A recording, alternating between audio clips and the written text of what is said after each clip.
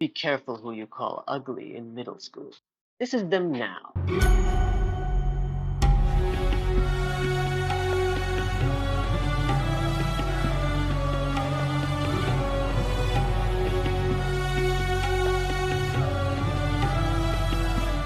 Prince of Persia has changed a lot over the years. What began as a game coded by one man to be a cinematic 2D platformer has evolved into the 3D platformer of my childhood before changing once again into the sarcastic dreamlike 3D platformer of my adolescence. And then unceremoniously dying down. Imagine my surprise last year when I saw that the Prince was not only back, but that the series had evolved once again. It had gone back to the 2D platforming I once knew it for.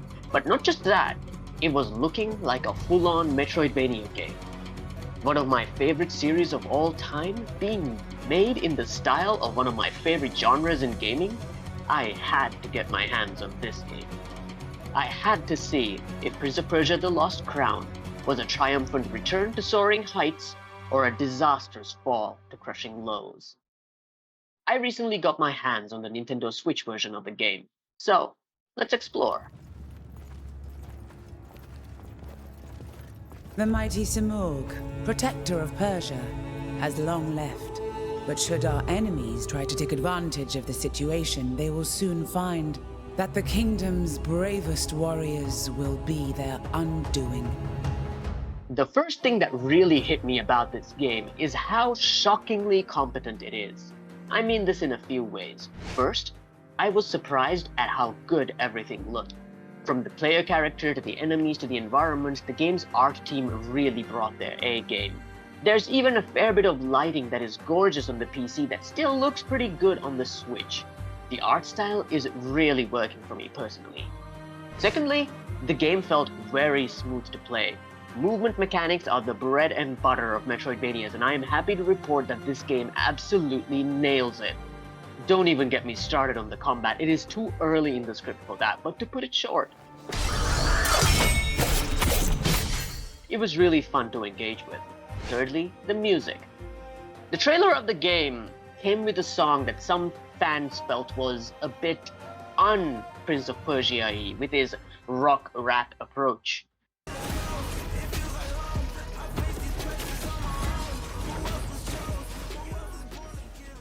Well, personally, I did like the song. The OST of the game is not like that.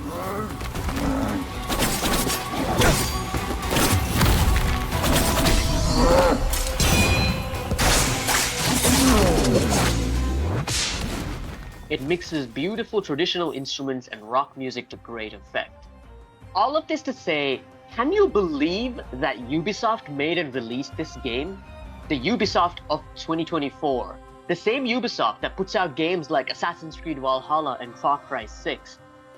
At this point in time, my faith in this company is non-existent. Sorry to any Ubisoft stans, I guess.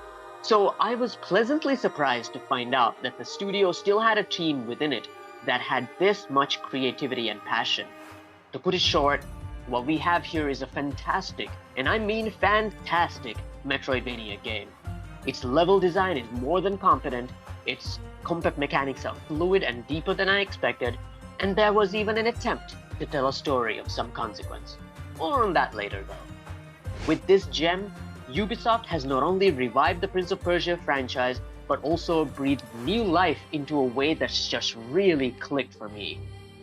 But I know that some people think that this game, with its flashy movements and its anime-esque characters and 2D perspective, is just a bridge too far for the series, that it's lost its original spirit, or whatever, that it's changed too much. So, let's take a look at these changes and see just where the game lands.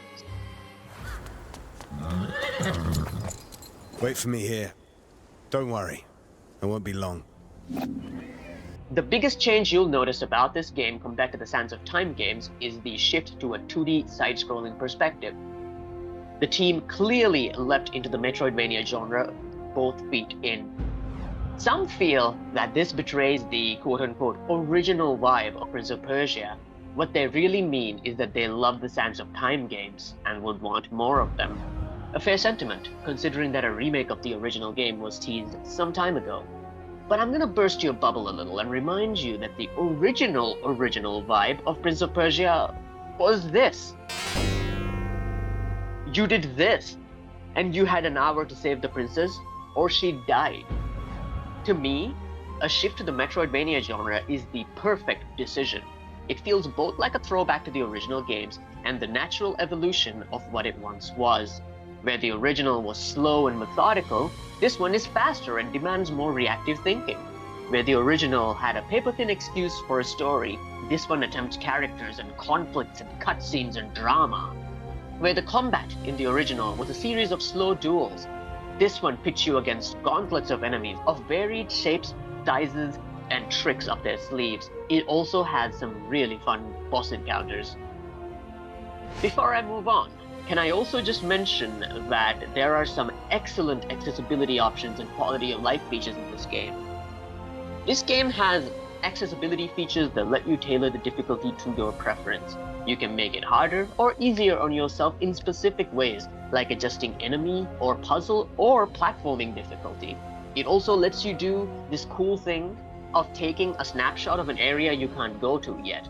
This is so clutch for the Metroidvania genre.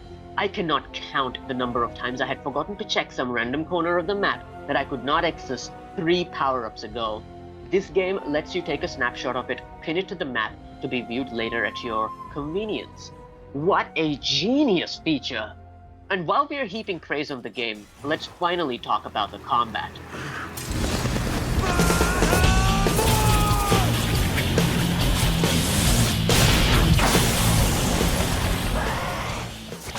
The combat in this game is way better than it has any right to be. Am I the only one who thinks that Metroidvania combat mechanics tend to be on the simple side?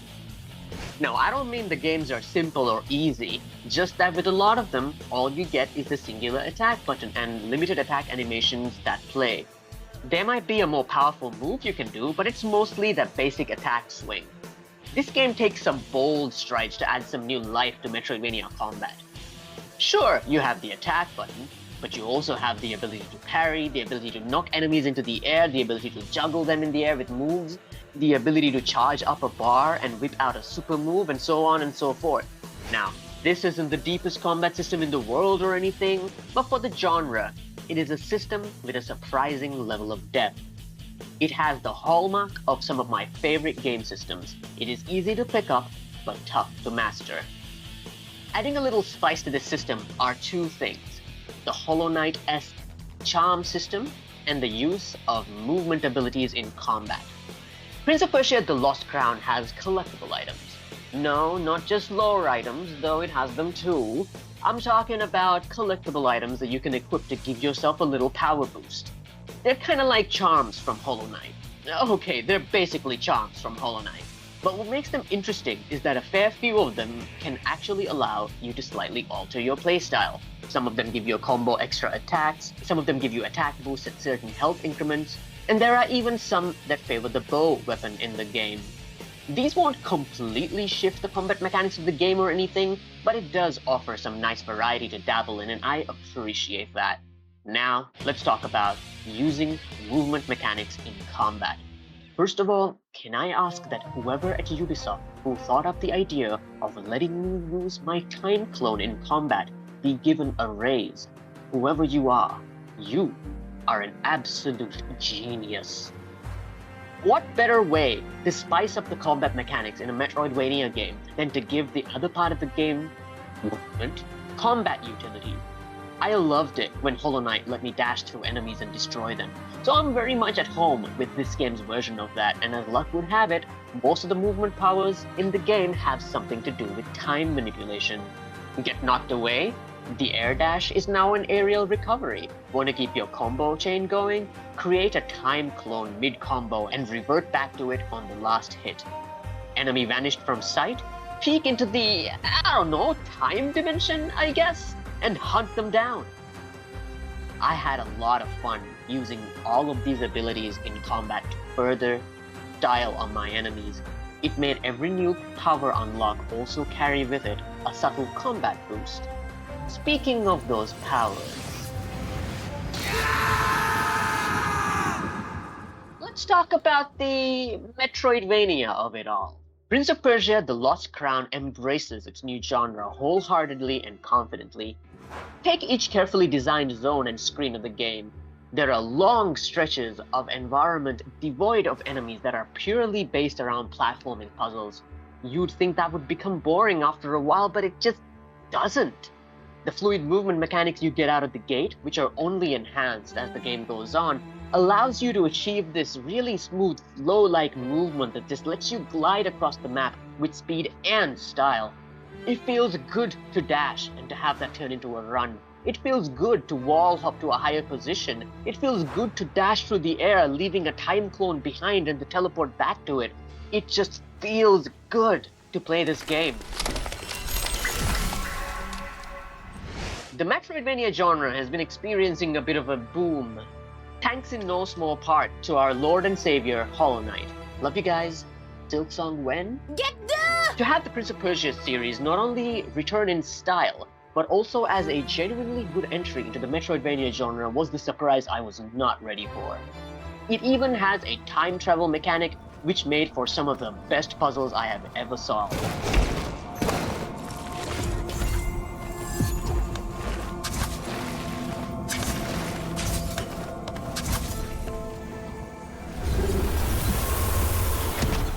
But sadly, no game is perfect. Most of my major gripes with this game are with its story. There is just not enough of it. Let me explain. Story-wise, this game began with a bang. Just look at these scenes from the opening cutscene. This is peak anime action right there. The game stars not the Prince of Persia, surprise, but Sargon. Some people like this, some people don't. Personally, I think he looks cooler than he is. Put a pin in that, because I'll come back to that. Game set itself a really high bar for me by introducing a really strong supporting cast of warriors known as the Immortals. They were fighters from various ancient cultures, which implied the existence of a wider world. They had colorful personalities and a dynamic between them, and even with us, the player.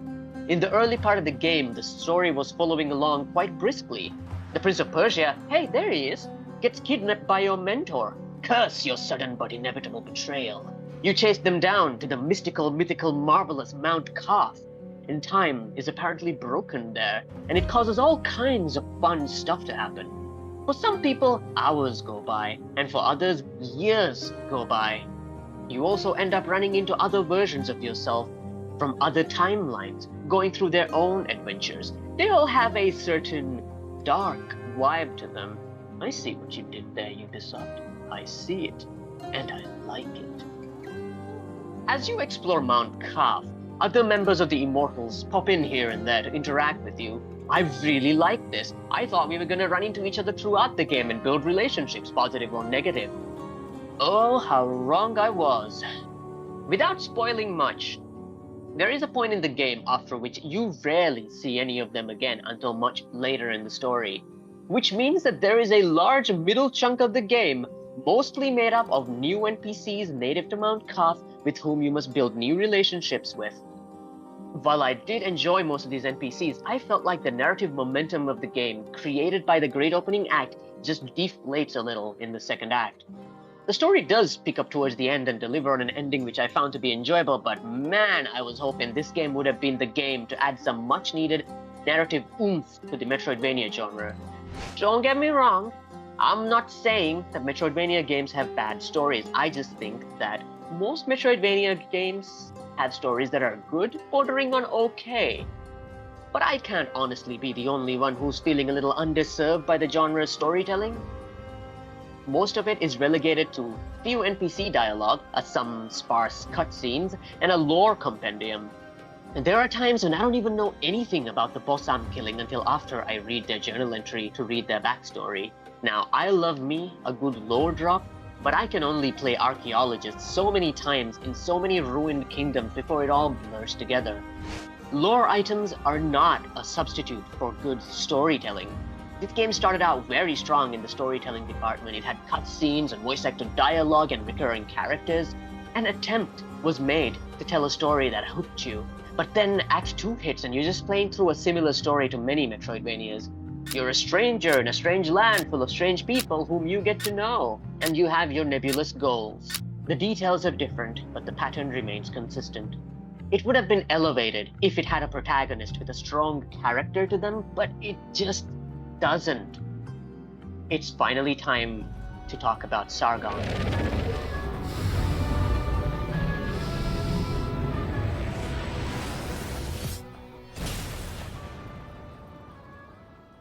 In this review, I've said that Sargon looks cooler than he is. Let's break it down. Design-wise, I think Sargon looks great.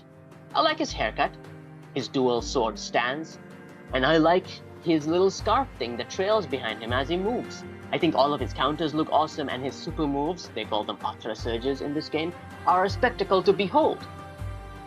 Even his running, jumping, dashing, and climbing animations have a lot of style to them.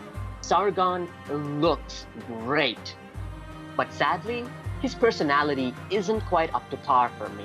When the game begins, Sargon is set up to be this brash youngster of the Immortals. Laugh all you want. Who eliminated a general tonight, huh? He is teased by the others and responds with hot-headed bravado. It looked like this was going to be a story of humbling and gaining wisdom for Sargon. I expected Sargon to carry a bit of an arrogant streak with him into the game, that the journey would be a character study of the guy, that he would learn something by the end and become a more level-headed person, perhaps. But no. After a certain point in the game, Sargon just isn't any of that. He is polite to most NPCs he meets, he speaks in a respectful tone, and he doesn't make that many reckless choices. Is there supposed to be an arc here? Am I missing something? I don't know, man. Like, he's not a bad character, but I certainly expected a bit more from him. But this, admittedly, is a minor gripe in an otherwise excellent package. At the end of the day, an okay story and an alright main character did not stop Prince of Persia: The Lost Crown from completely hooking me in. The movement felt amazing, the combat was exhilarating, the bosses were really fun, and the platforming puzzles were some of the most fun I've ever had platforming in a metroidvania in a long, long time. This is a rock-solid game, and I see it as a minor miracle that it managed to climb out of a modern AAA company in the polished state it's in.